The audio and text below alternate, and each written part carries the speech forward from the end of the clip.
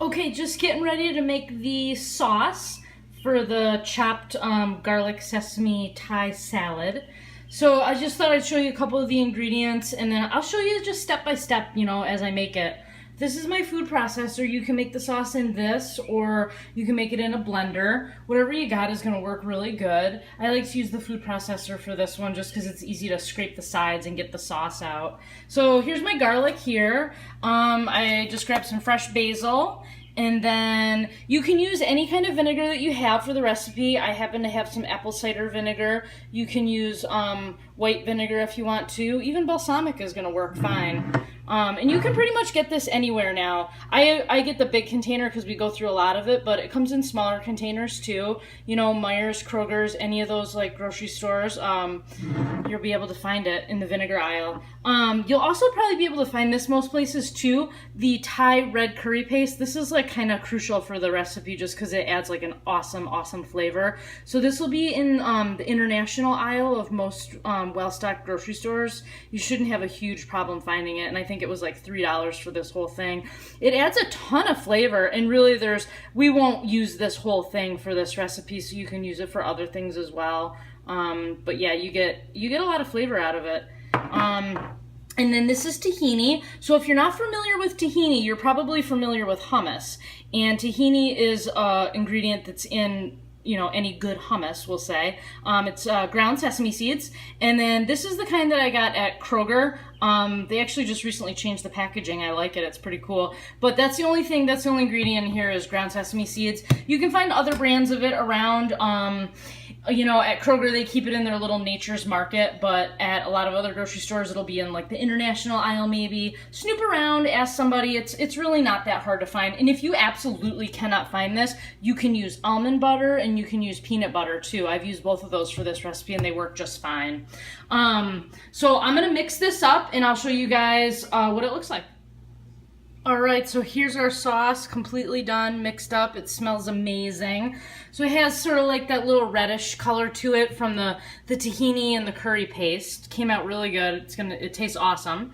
So what I'm gonna do is basically put this on top of this. This is my mixed greens blend, kind of some root veggies in there. So I totally cheated on this, and that's totally fine because I'm short on time and that's easy and nutritious. So I found these at Meijer's actually. So it's like shredded up Brussels sprouts, cabbage, kohlrabi, broccoli, carrots, kale, and that's the only ingredients in there.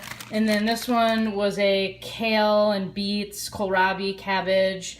And then I also have this baby kale that I'm going to add into the mix too. So don't feel like you have to buy all that stuff and spend, all this time slicing and dicing and cutting and chopping.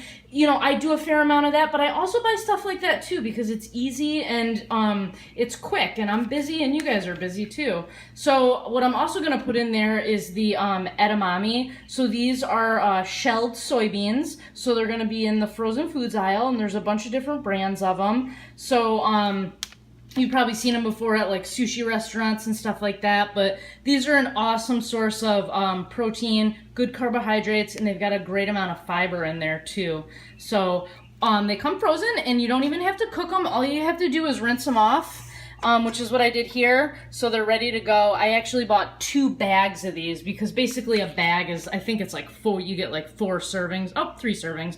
And I'm actually going to be doing some food prep with this meal. Shout out to Kara, she'll be enjoying some of this. So right here I've got, I'm going to chop up some cilantro, and then I've got the leftover basil that I'm also going to chop up too and add right into the mix. So pretty much it's going to be all of this kind of together, so I'll catch you back when I get it all together. Alright, so I got all my veggies in the bowl. So I just wanted to show you that I added some chopped up red pepper, and then I grabbed some chives from our garden. So you can use green onions or chives, whatever. It's going to give you the same flavor if you like that, oniony, little bit of onion. And then I grabbed some zucchini when we were at the farmer's market this week, some local zucchini. So I figure might as well just dice that up. It's just raw, chop it in there. Adds awesome little crunch and some good fiber and bulk to it too. And I was going to show you guys too, just real quick, the cilantro that I put in there. Instead of, taking all this time to kind of mince it, a lot of times what I'll do is just grab the scissors and just snip some leaves like right right into it, you know? So then it's like kind of one less thing you gotta like worry about dicing on the cutting board. So I am gonna go ahead and throw the sauce in there and mix it up, and I'll show you what that looks like. And I also have over here, I'm a huge fan of sweet potatoes because they're cheap and they're easy. You can bake them, boil them, grill them, do whatever, roast them. And what I did was I just cut these into kind of these little slices because they cook up faster like that. I left a couple of them halvesies like that if I want to do something else with it. So I think I'm going to actually maybe add some of the sweet potato slices to the salad because I don't mind eating them cold, dicing them up. They're great like that. These white ones here, these are Japanese white sweet potatoes. They have a red skin on them. They taste pretty much the same. They're maybe a little bit less sweet than the orange flesh ones, but yeah, they're really good. If you see them, grab one and try it out. So, all right, I'll check back with you when I get this all mixed up and you can see what it looks like. All right, so I went ahead and just made up 4 meals so you can see what they look like. So I did put just like a little bit of spinach on the bottom of each of them just for a little extra greens, and then I've got a good 2 to 3 portions left in there. So then I will go ahead and add a little bit of those sweet potato wedges onto each one of these when those are out of the oven, when I cook them up. Then the other thing I was going to show to you guys earlier, there was kale in here and there was just a little bit left. So I had that cilantro. I had also bought a bunch of parsley at the store too. I repurpose these all the time, like these kind of containers, these plastic containers, and I'll just put, you know, instead of having bags of veggies or whatever, or herbs in the refrigerator because they kind of go bad quickly. So put them in here, number 1, so I can see them in the refrigerator, and then number 2, so they stay fresh. Oh my, look at that dead dog. Is he okay? Are you okay? He's okay. Let's see. Yeah, he's okay. Okay, he's all right.